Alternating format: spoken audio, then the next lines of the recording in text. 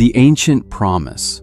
When the serpent awakens and the third eye opens, you will finally see truth. Seekers spend lifetimes in practice, believing this experience is the doorway to freedom. They sit in caves, they follow gurus, they visualize light between the brows, waiting for the moment when the veil lifts and the divine reveals itself.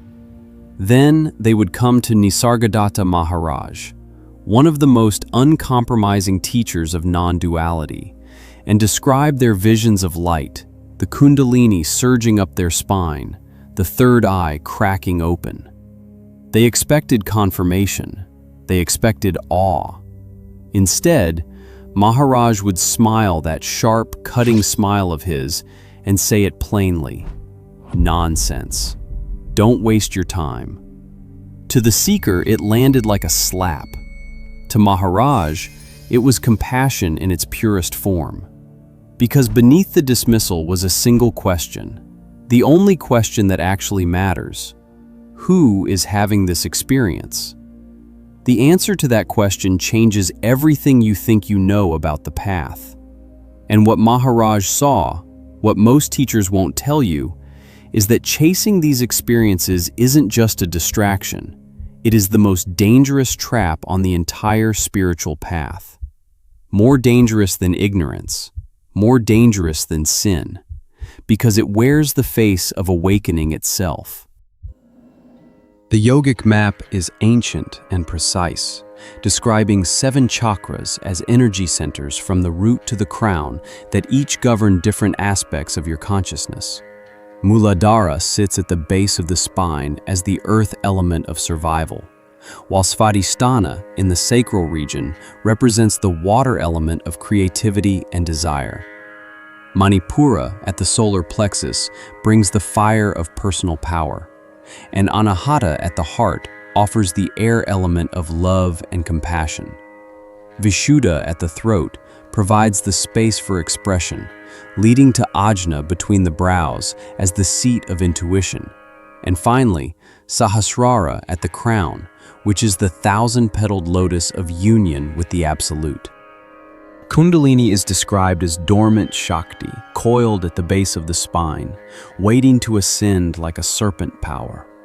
When this energy rises through the central channel and pierces each chakra, the practitioner experiences visions and states of bliss that transcend ordinary awareness.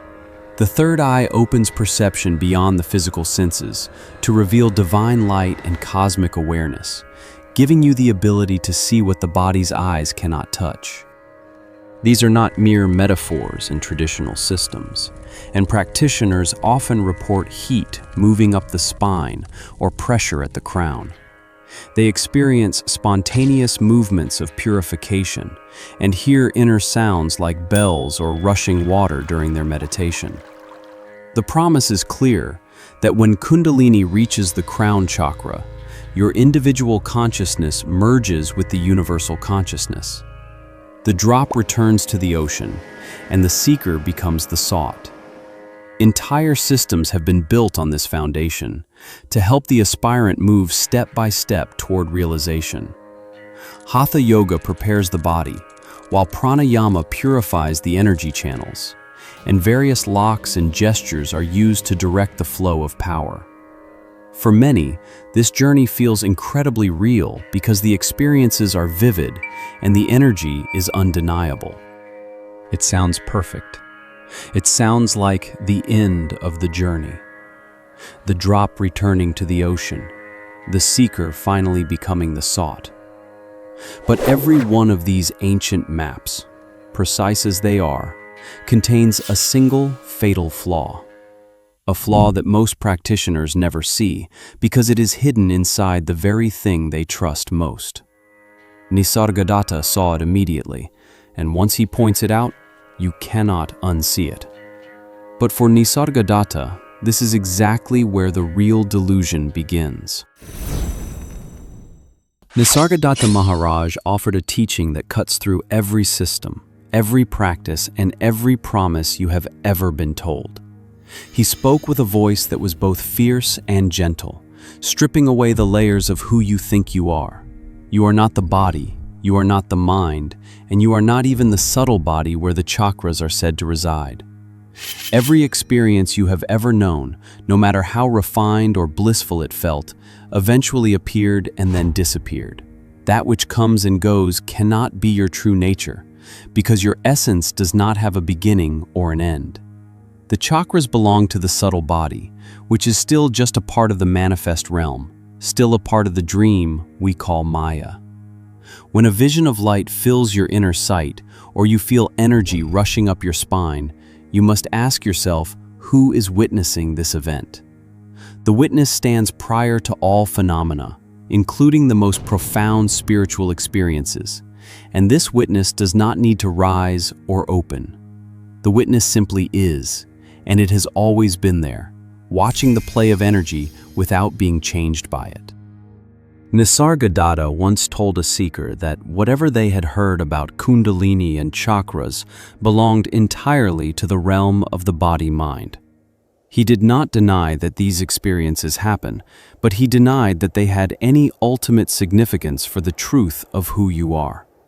A seeker might feel their crown chakra burst open like a flower, yet they remain bound if they still believe they are the one who had the awakening. This is the moment where the spiritual ego is born, and it is a trap that is very difficult to see. Be honest with yourself. When you feel that pressure at the crown or that light blooming in your meditation, do you not carry a quiet sense of being chosen? Do you not feel, somewhere beneath the humility, slightly ahead of the man on the street who has never sat in silence for a single hour? That feeling is not enlightenment. That feeling is the ego wearing its most convincing disguise yet. The ego that once took pride in money or status now hides behind the glow of being awakened. And this is the most dangerous deception of all, because it is the hardest one to question. Nisargadatta's instruction was ruthlessly simple, and he told his students to stay only with the sense of I am. He did not want you to say, I am enlightened, or I am one with the universe, but to settle into the bare fact of your existence. This awareness is prior to every story and every decoration you try to add to it, and it is already complete exactly as it is. You do not need a chakra to open or a vision to appear to recognize this simple presence that is already free. When seekers asked him about Kundalini, he would often meet them with a long silence, or tell them that they were just looking for entertainment. But Maharaj also gave his students something practical, a simple test, one question you can ask in the middle of any spiritual experience that will tell you instantly whether what you are feeling is genuine recognition or just the ego finding a new costume. We'll get to that test in a moment. You might want fireworks and experiences, but he was pointing toward that which has no experience because it is the source of all of them. The third eye may open and the Kundalini may rise, but the true you is never touched by any of these movements. You are the screen on which the movie plays, and the screen does not change whether the film is a tragedy or a divine vision. It remains untouched and ever-present, which is why he called the obsession with chakras nonsense when it distracts you from the fundamental recognition of the witness. Nisargadatta did not forbid practices or try to destroy yogic systems, as he knew that these methods could help quiet a restless mind. He acknowledged that things like chakra meditation and mantra repetition could stabilize your attention and prepare the ground for deeper understanding. But there was one encounter, a seeker who had given up everything, practices, visions, the third eye, the Kundalini, every spiritual identity they had ever built, who sat before Maharaj with nothing left. What happened next is the heart of everything he ever taught. And that test, the one that strips every experience down to its truth, is exactly what that seeker discovered. Think of a thorn buried deep in your palm. You take a second thorn to dig the first one out. The pain is real. The work is real. But once that first thorn is free, You don't frame the second one and hang it on your wall. You throw them both into the fire. The tool that helped you is still just a tool, and keeping it past its purpose is its own kind of wound. The danger lies in mistaking the preparation for the destination and believing that a chakra opening is the same thing as realizing the truth. When energy rises spontaneously in the body, it is just consciousness expressing itself. But consciousness does not depend on that expression to exist. The sun does not need the clouds to shine, and your awareness does not need Kundalini to be aware. If you cling to a vision of light, you are simply building a new prison made of light instead of darkness. Nisargadatta's compassion was fierce because he wanted to cut through your fascination with the spectacular to show you the simplicity underneath. He wanted you to look at what remains when the energy subsides, the vision fades, and the bliss finally dissolves into nothing. That which remains, silent, aware, and untouched by any state, is the only thing you can truly call yourself.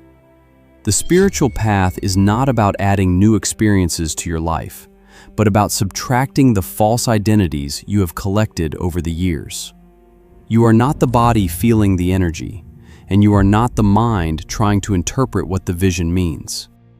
When the Kundalini rises or stays still, you are not the rising. And when the third eye opens or stays closed, you are not the opening. Freedom is not an achievement you find in the subtle body after years of effort, but a recognition of what you already are. You exist prior to all bodies and prior to all states, and this truth is available the moment you stop looking for it in the realm of objects. You must discover the truth that you are the witness of the chakras, not the chakras themselves. By dropping your opinions about what should be happening, you will see that the essence of your being has never moved. Rest in the awareness itself, for this is the easiest way to see through the illusion of the seeking mind. A seeker once asked Maharaj with a trembling voice, "But if I give up the third eye, if I give up the Kundalini, what is left?" Maharaj looked at him with that steady, cutting gaze and said simply, "What is left is what you never lost. Now, be silent." The seeker had no answer. There was nothing to say. The search had not ended because something was found. It had ended because the one who was searching could not be located anywhere. The only practice that truly matters is to abide in the sense of I am, without adding any decoration or labels. You must let the Kundalini rise or not rise, because you are not the rising, and you should let the third eye open or remain closed, because you are not the opening. Freedom is never an achievement found within the subtle body, but rather the recognition of what you already are. When you finally stop chasing experiences and rest in simple being, the search ends. This happens not because you found something new, but because you realized you were never lost.